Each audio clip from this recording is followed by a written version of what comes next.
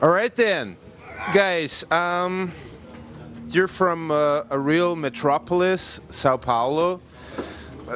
Please tell us a bit. How is it living there? Well, first of all, none of us is from São Paulo. We all live in São Paulo, but everybody's from a different state. We got together in São Paulo. We all live in the same street actually, but no one was born there. Oh, okay. And it's kind of crazy, especially right now. The economy is pretty weird, and it's a little difficult, very different from here. But we're from there, so so we're kind of used to it. And it's good. People are friendly. We have a big studio down there where we pretty much do everything, all the recordings, all the rehearsals and stuff. It's the best city in Brazil for rock music. That's why we're there. Yeah. Yeah, I mean everything happens there, so like, all the bands go there, all the shows, but pretty much happen there. The main radio stations are there. Yeah. too. So Yeah. if you want to work, that's the place you have to be in Brazil. You guys are changing instruments on stage. How hard do you rehearse that? Well, that happened in a really organic way because it's pretty much because we're two drummers in the band, me and Rafael. So since when we started, we already were like just bringing riffs, and he plays the guitar too. I play the guitar, he plays the bass. We all play the bass and guitar, and but we have two drummers. So sometimes I'll bring a riff, he will be playing drums. Sometimes the opposite. So we started the band like that. And it took a little bit for us to really like get used to it, and there was this point that we decided to really invest in that because it's pretty unique and cool. And the thing is, we don't the songs that he plays the drums, I don't play the drums. So the way that we recorded, it's the way that we perform the song live. So it's not like we all play all the songs and we share instruments. It's not like that. It's not like a show off thing. It's very like that song has that set up for that song, and that's the way we play. You guys got pretty big in Brazil quite quickly. Please explain to us how it is for a Brazilian band playing stuff like Rock in Rio or something like that. No explanation. Yeah, it's a recipe. Tell them the recipe. What's the recipe for success? Wow, yeah, there's no recipe. How you feel? Yeah, it's very the feeling of gratitude, for the universe, because there's so many things that needs to go right for this kind of stuff to happen. Like especially getting, we getting together and meeting each other in life. Yeah, we know each other for many years, for 15 years. We've been friends way before we had the band. So the fact that we met each other in this journey of life and have such a same vibe, and we have the same values in life, and this is what the music comes from. So I think that's the most important things that for what we are thankful for.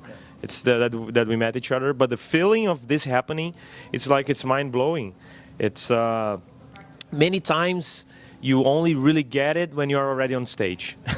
So it's like, okay, this is really like Rock in Rio. We had it confirmed 6 months before, 8 months before, but only when we were on stage, we're like, oh shit, we're really here. Same thing with the tour with the Foo Fighters.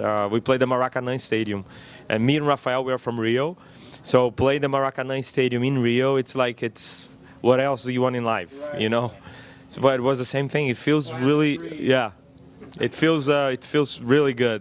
It's unique, and especially looking at the stage and seeing my friends. I go like, fuck, we are doing this shit. It's really cool. One of you guys was in Sepultura. But did you have to audition for the gig? Yes, I did. The thing happened Stanley, who is the engineer, the front of house engineer. He used to be. He's not anymore, but he used to be.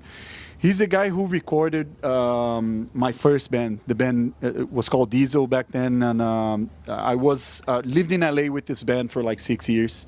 So when he joined Sepultura, Andreas wanted, he was like starting to write his material for his own record, his solo record. And he was talking to Stanley about, you know, like, well, I'm kind of looking for a drummer to do that record. And Stanley just told him, like, dude, I know this guy from my city. It would be really cool if you guys could meet and, you know, and jam. So I think he kept that in mind. And when Igor left Sepultura, was the same time that I quit the band I was playing with in LA, and I came back to Brazil. And so it was like really like a coincidence. And so Andreas called me like, dude, let's just, you know, jam a little bit and see what happens. I think there were like maybe 3-4 guys doing it too.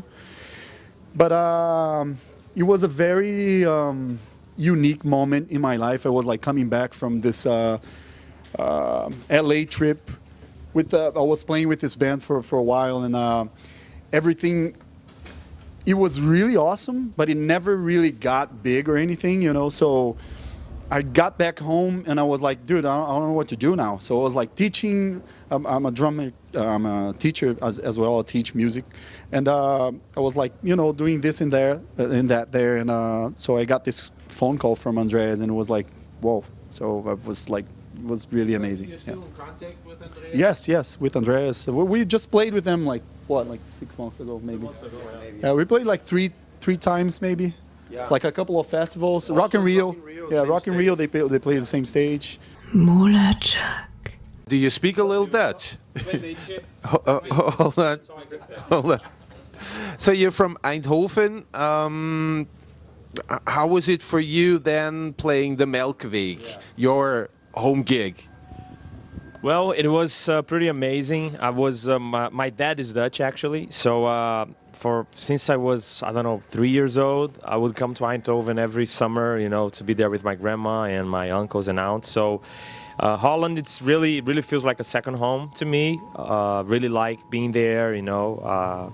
I don't need a GPS to drive around Eindhoven. I like to say that, you know, because I know the city quite well. And so when we played the Melkweg for the first time last year, it was like very, very special for me, because I remember when I was younger, me and Rafael, we used to have a band together. Actually, we toured with Sepultura a few times. That's how we met Jean. And Andreas produced the album we recorded with that band. But anyway, so I used to go walk in Amsterdam, going around and look at the Melkweg and said, you know, one day I'm going to play there. And it feels like awesome, because we did last year in the smaller room. It was pretty packed, and now we're going to play it again with Shine Down in a week. So it feels awesome. It feels in a big room, now in the big room. So it's amazing. One more word to, let's say, Brazilian rock scene. I mean, usually Brazil was, you know, seen as, you know, carnival and nice-looking girls and stuff. But when did it really started, you know, getting his own rock scene, metal scene? Well, yeah, the scene in Brazil, it's very weird for rock. It's a tropical country, you know, so people really like, you know, carnival and you know, country Brazilian music, not country American country, you know. So it's pretty tough for rock bands down there, actually. Even the band, I mean, for bands like us that sing in English, it's even like harder, you know. But even for people that sing in Portuguese is already difficult, you know, because the scene is not really big. You know, the main thing in Brazil. You know, a crazy thing is that American bands and European bands can fill up stadiums in Brazil. That's the crazy thing. But like Brazilian rock bands, for some reason, the scene is not the same. And yeah, and to see an American international band there, it's pretty expensive. So there is something about, I don't know, being an outsider that I think that the Brazilian audience look differently to. But it is a huge rock scene, but it's just like much more focused on international bands. Yeah. At the same time, I think it's a little disconnected for some reason. And I feel really positive about it, you know. I'm optimistic about it. I think it will like turn, you know, to a different thing now. You know, it's going towards a new direction, I think. So it's which is there's good. a bunch of rock bands in Brazil Yeah. playing big festivals. Yeah, it seems like it's coming again. You know? We have like Far From Alaska, which Yes. is a band that sings in English too. Yeah. We have what else? We have That sings in English. Here's another band from Rio. from Rio that sings in English. Disaster Cities. Yeah, I don't remember the name, but they did. Yeah, but Yeah, it's but it's we coming have a it's lot. coming it's coming alive again, I think. So we're pretty optimistic about it. Yeah. MULATSCHAG. We're Ego Kill Talent, and you were. That's good. We're Ego Kill Talent, and you're watching MULATSCHAG. The only TV you need. Yeah! MULATSCHAG!